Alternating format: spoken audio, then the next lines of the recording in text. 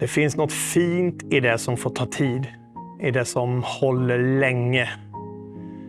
Mitt namn är Marcus Davidsson och jag är 3:e generationens skomakarmästare. Jag har plockat isär, servat och reparerat tiotusentals skor. Och det har lärt mig vad riktig kvalitet faktiskt är.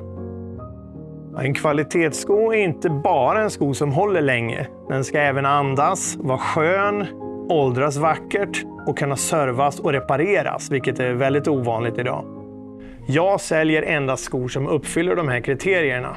Man får kanske investera lite mer, men de blir billigare i längden för de går att vårda, laga och kommer hålla i många år.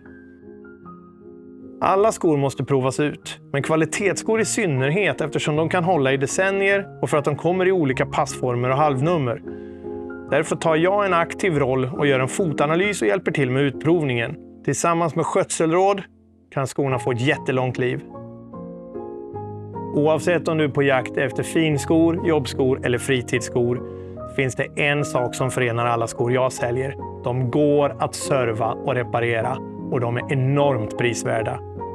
Kunskaper om reparationer, skovård, kvalitet och passform som går till arv från morfar till pappa och till mig. Morfar är borta nu, men jag har fortfarande några av hans maskiner och verktyg och jag har hans kunskaper.